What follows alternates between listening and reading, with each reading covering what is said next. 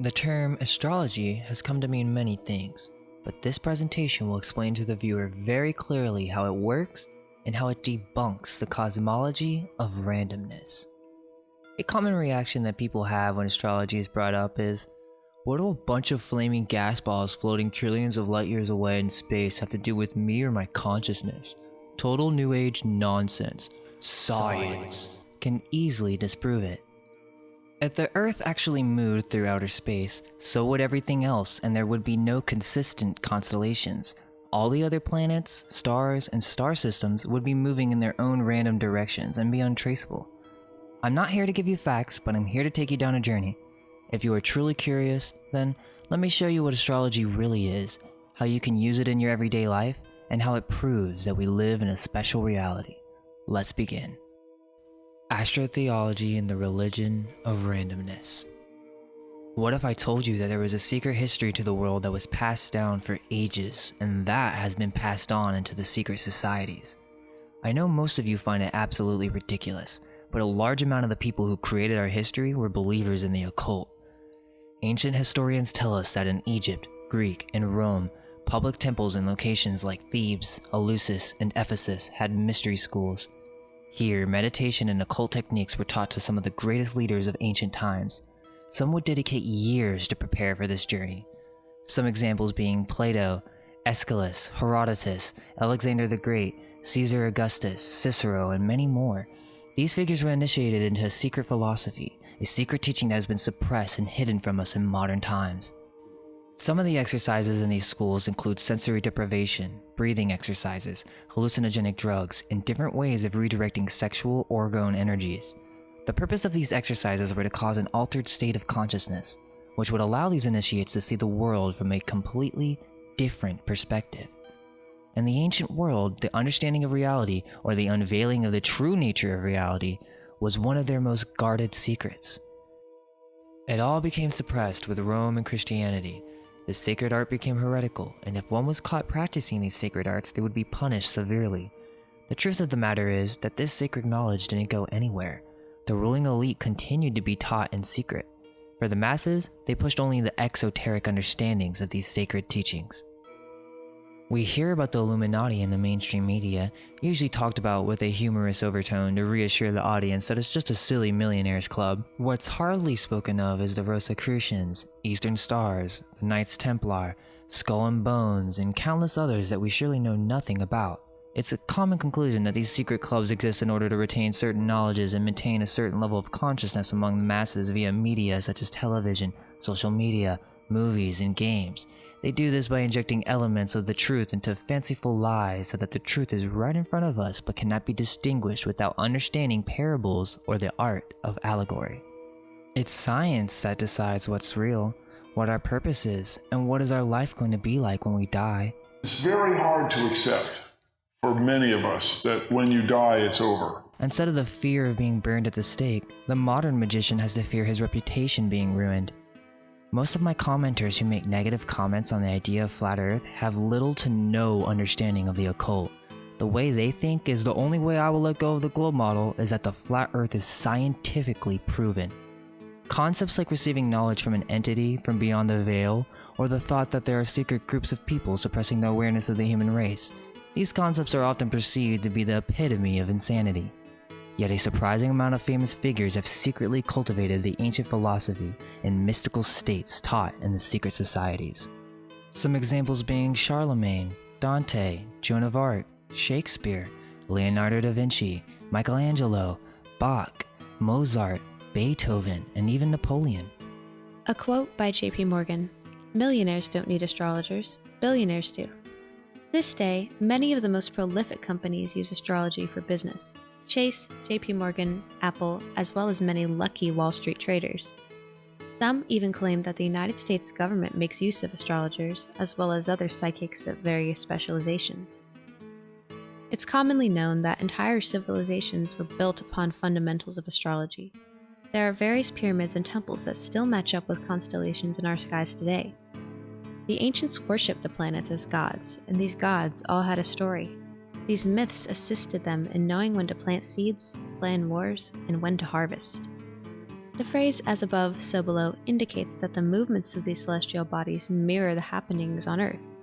The electromagnetic energy that comes from the light of these stars creates a specific spectral vibration, subtly influencing the inner workings of the world below. Most of the famous figures that I mentioned had belief systems that would be scoffed at because of the sheer contradiction between what modern science tells us today. Yet, these are some of the most talented and notable humans of history. Are we to assume that because of the intellectual and technological benefits of science that these individuals of the past were just uneducated? Well, you'll find it surprising that even in modern times, many still hold the same beliefs. It's not just crackpots, scammy psychics, or fantastical authors, but the founders of modern scientific method, the rationalists, the scourgers of superstition. Could it be that the very people who have done the most to form today's scientifically oriented and materialistic worldview have secretly believed in something else? Newton, Kepler, Voltaire, Thomas Paine, George Washington, Benjamin Franklin, Leo Tolstoy, Edison, Tesla, Gandhi, and Wilhelm Reich are a few examples. What most of modern society has yet to understand is that these figures were initiated into a secret tradition with key tenets like the belief of the power of mind over matter, the idea that they were able to extract information from incorporeal spirits. Biographies of modern times will conveniently skip over this fact, and if they do mention it, they dismiss it as a hobby, a temporary aberration, or amusing ideas that these personalities may have played around with, or they were just being metaphorical. But never could it be that they were actually being serious. However, as we shall see, Newton translated the Emerald Tablets of Thoth and was a practicing alchemist for all of his adult life. He regarded alchemy as his most important work, not physics. Voltaire practiced ceremonial magic through all the years he dominated the intellectual life of Europe. George Washington evoked a great spirit in the sky when he founded the city that would bear his name. And when Napoleon said he was guided by his star, he was talking about the Great Spirit who showed him his destiny and made him invulnerable and magnificent. History has been consistent in keeping this knowledge secret from the public. Even in times of Zarathustra, secret wisdom of the mystery schools was denoted by the holding of a rolled scroll. Nothing has changed. This tradition has been passed on into modern times, and today, the remaining statues and monuments of ancient times are embedded with this secret doctrine.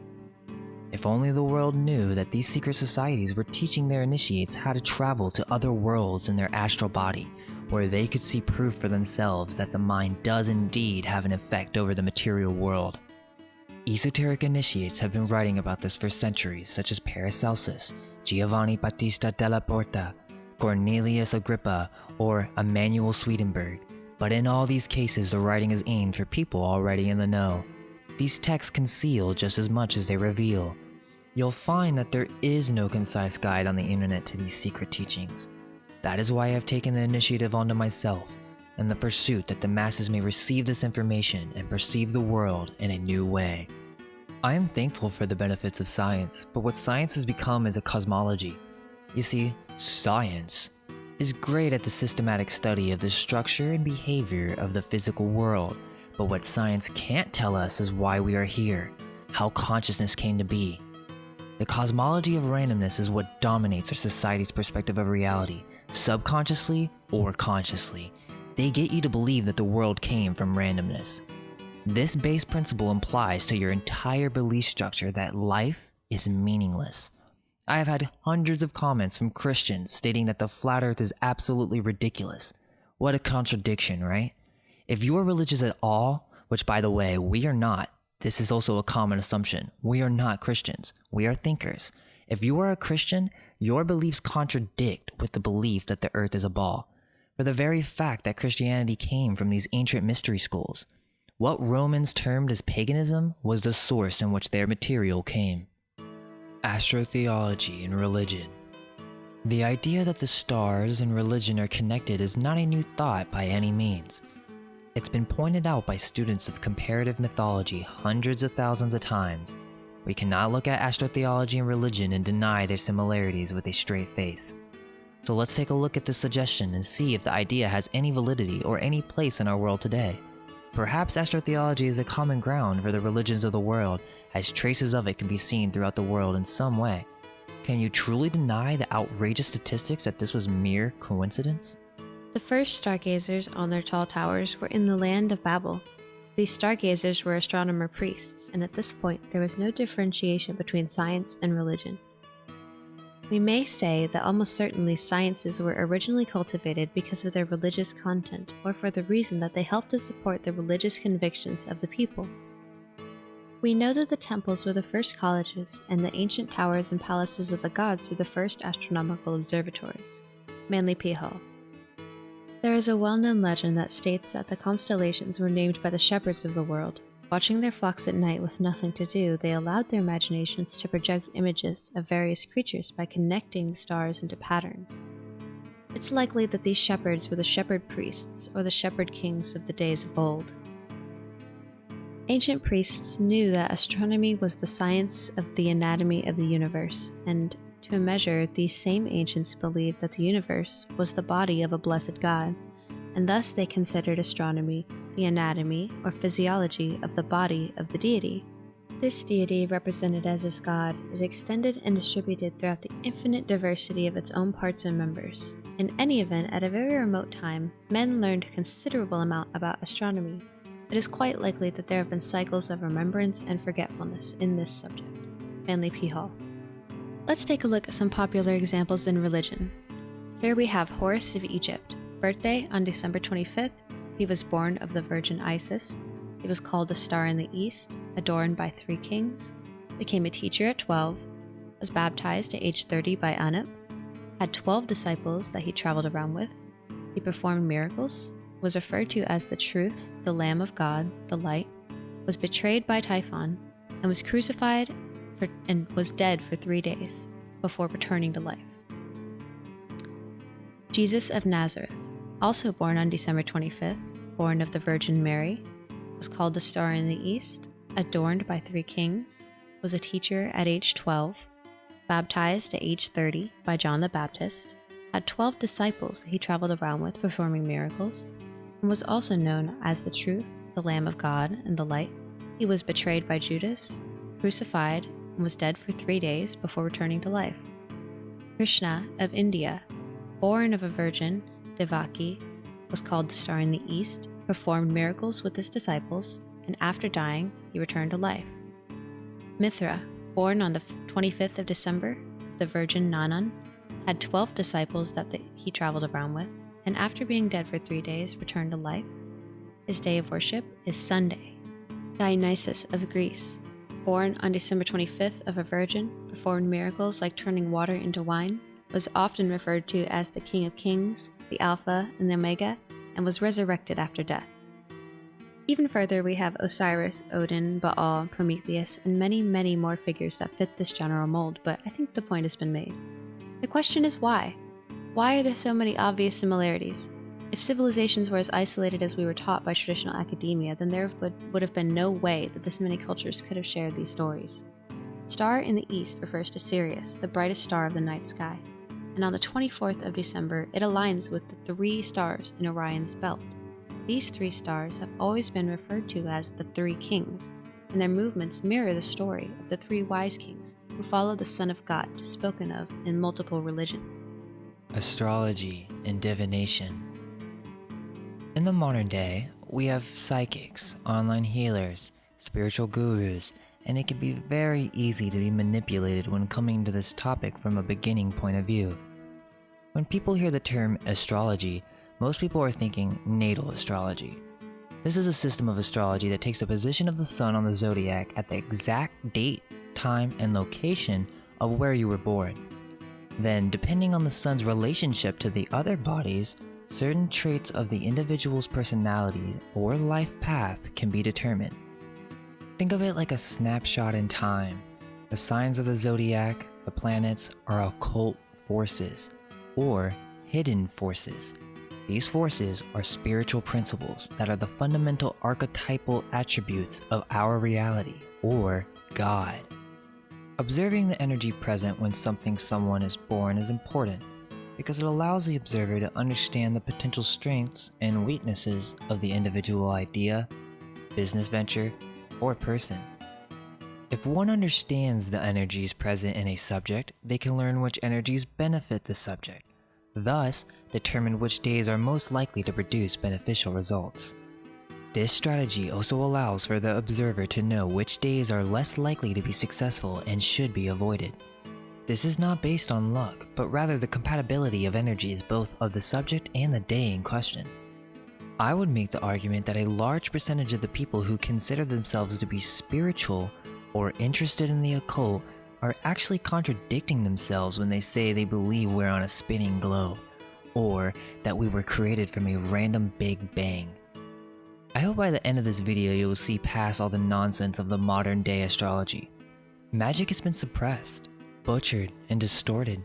We are left with new age material that gives you basic concepts but distorts them to a point where it becomes meaningless. In order to understand astrology, we need to understand astrotheology. You might have never heard that term. I assert this is intentional, for if we were to understand astrotheology, we would know the roots of all religions and the tools that every major corporation in the world uses to this day. These celestial bodies in the sky and their symbols have come to represent universal archetypes or truths. Is tarot just a card game of fancies? Perhaps there is more to this art. One may find that the cards with their symbolic universal encoded messages get randomized and placed in a system of divination that leads the practitioner to a greater understanding of the question at hand. Other forms of divination include Chinese I Ching, tea leaf reading, crystal gazing, runic divination, and astrological prediction. The goal of divination is to prevent the self from performing black magic. Some like to divide the line between black, gray, and white, and the definitions following vary. My perspective is that white magic is for the purpose of the development of the higher self. Black magic is any magic that is against the advice of the higher self or intuition. This is the true meaning of good and evil, to disobey your God-given purpose, who speaks to you through your creative inspiration and mental discipline. If we start saying gray magic, that the line becomes very thin. Who gets to decide what magic is used for? We do magic on a daily basis. The goal is just to organize the different qualities of magic. We have magic that is suited for the development of the higher self, and then magic that can easily get lost in egotistical desires. The tarot and the rich symbolism behind it originated with the ancient Druids. It was then passed on to the Phoenicians, who taught the Egyptians and then the Greek cultures. Initiates being led into the mysteries would go underground via hidden passages to the Great Pyramid itself, wherein he would receive these symbols to be enlightened. Here's some factual history. The first mention of the tarot was made in 1332 by Alphonse VI, King of Leon and Castile. He banned them along with other gambling games. In 1337, Johannes, a German monk, wrote that they could be used to teach morality. In 1392, Charles VI of France bought 3 sets of major arcana from a man named Gringonure. By the 1400s, the Italian version, known as the Tarocchino, had over 100 cards, including the zodiac and so-called Christian virtues.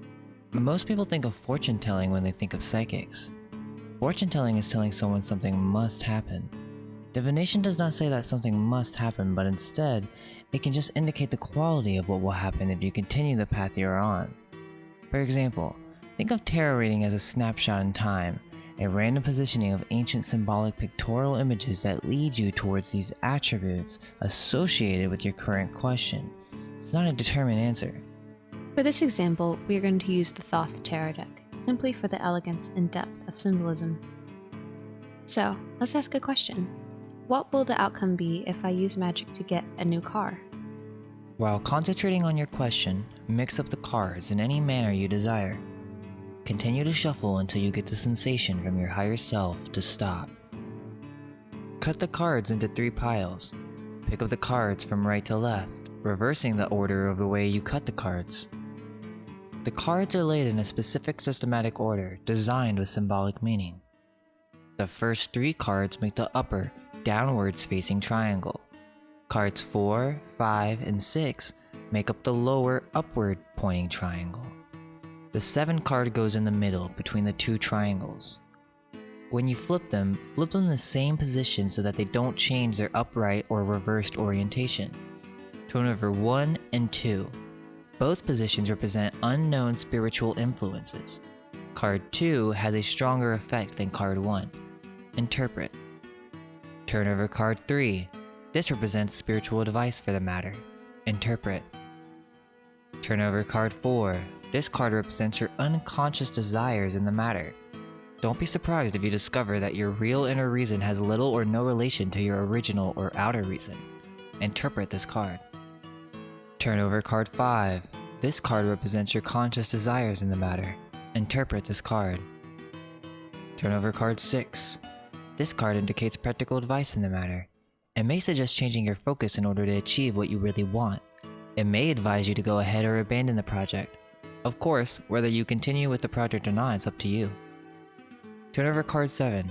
This is the final outcome. If you go ahead and follow your current path at this time, even if the reading so far has been positive, the outcome may be negative. This is because there may be other considerations which this short reading does not take into account. The split hexagram spread is a simple method that can help you communicate with your higher self. Here is the summary of this reading. This reading is for Moon, and she asked the question, what will be the outcome if I use magic to obtain a new vehicle? This would be a big change in your life. Cards 1 and 2 represent unknown spiritual influences. Card 1 is the Sun, representing freedom and emancipation. She maybe wants to feel the feeling of empowerment on her own, the freedom to act as she chooses. On the other hand, card 2 is the Aeon, which indicated a personal decision that has a significant impact on your life. This is a change in maturity and mentality because of the impact of this event. Card 3 is spiritual advice for the matter. The card flipped was the Emperor. The primary interpretations of the Emperor are concerned with power and control, either over people or over yourself. This seems to be saying that Moon is seeking structure in her personal life. Card 4 represents unconscious desires in the matter. The card chosen was the Chariot, which represents that first, Moon must have the proper preparation in order for victory to be achieved. The lunar crescent affirms that this indeed is her unconscious desires. Once victory is achieved, her personality will be moved into a new location. Card 5 represents conscious desires. The Empress is next chosen. This indicates that Moon is looking for emotional well-being and fulfillment. This represents her maternal instincts and for her drive to become the woman that she's meant to become. Card 6 represents practical advice. This came up as the Moon. This is telling Moon that the practical advice is that her desire for a car immediately indicates illusion and delusion. Unconscious desires and repressed feelings are at play with the situation at hand. This is telling Moon that overall you don't need a new car right now. You have everything you need, and that when you are ready, the opportunity will come. Now for the final card, which represents the final outcome, the Lovers. The Lovers signify the creative force. It is telling Moon to carefully look at all aspects of the situation before making any conclusions. It indicates to be careful planning with important decisions. The answer that Moon received is no. You should not do magic on getting a car. There's no reason for you to do so. You are not ready, and it would be an illusion. Stay on track with your creative forces, and once you're prepared and ready, a car will be revealed. This is just a small example. It gets much more advanced. Sometimes simplicity can tell you much more. Perception of the occult. People scoff at tarot, but there exist many stories of people being baffled by the talent of skilled mystics. The ability to detail events and personalities to an astonishing accuracy when there was no practical way that they obtained the knowledge is beyond the scope of science, yet we hear stories of oracles and prophecies since ancient times.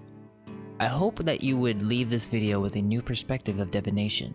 This is just the beginning.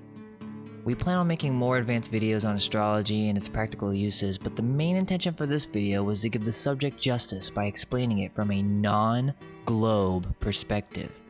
I argue that since ancient times up to the founding fathers, a secret doctrine of divination has been suppressed and hidden, while at the same time being practiced by the political and intellectual elite. To conclude, I want you to see modern horoscopes and astrology as a New Age movement. This term may be offensive, but no other is more specific. We have hundreds of thousands of individuals that belong to this movement of astrology, spiritual thinking, law of attraction, yet they believe in a globe Earth. You are contradicting yourself. This video is for you. You need to wake up to the fact that the globe model is based on the Big Bang model, which is another way of saying the cosmology of randomness. If everything is random, then there is no pattern in the stars. The stars can't have meaning. Explain how constellations would have influence over the Earth. Aliens? How about this? Stop the Earth argument. It's not about globe Earth or flat Earth. It's the material plane. Yes, that's it. It's that simple. The ancients referred to this as the material plane, and the material plane is a product of the spiritual planes, otherwise referred to as the astral. Doesn't that make a little bit more sense on why the law of attraction works? Why astrology provides insights on the personalities in the world events? Because the planets created the spirit realms that in turn created the physical world. That will have to be for a whole different video. If you made it this far, then thank you. I don't claim to have the answers. All I can tell you is that there is a great deception. We have lost touch with our purpose and the connection with our intuition and our higher selves. With this knowledge, we can achieve our goals and our destiny, but first, we must take care of our shadows. Don't practice this information unless you're willing to look into the deepest parts of yourself. Otherwise, you're still a fool. There's no shame in having much to learn, and we all must admit this to ourselves before we can begin to understand further. Much love to all, and I want to leave you with a quote from Aleister Crowley. Most will comment, "Oh, he was a Satanist, he practiced black magic, blah blah blah." You, my friend, believe what you're told. Read before you write. Quote, "There is, however, one form of miracle which certainly happens, the influence of the genius. There is no known analogy in nature. One cannot even think of a super dog transforming the world of dogs, whereas in history of mankind this happens with regularity and frequency. Now here are 3 supermen all at loggerheads. What is there in common between Christ, Buddha, and Muhammad?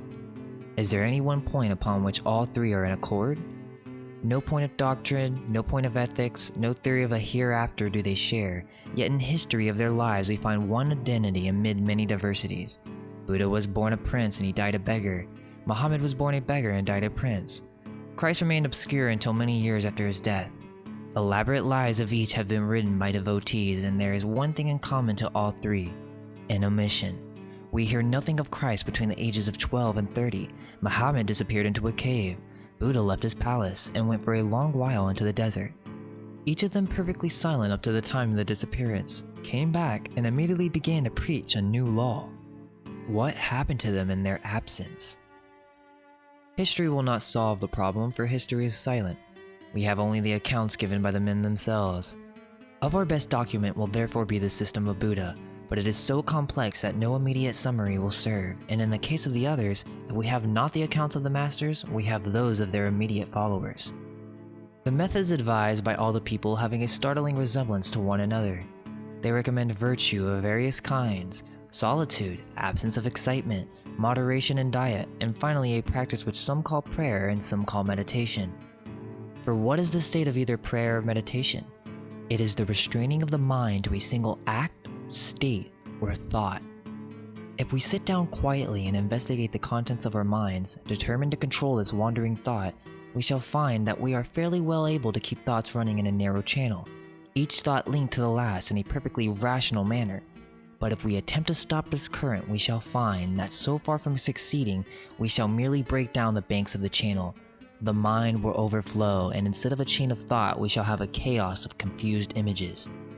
It is by freeing the mind from external influences, whether casual or emotional, that it obtains power to see somewhat of the truth of things." End quote. I hope this was stimulating, and until next time, may our minds be unveiled. Let go of everything you think to be true.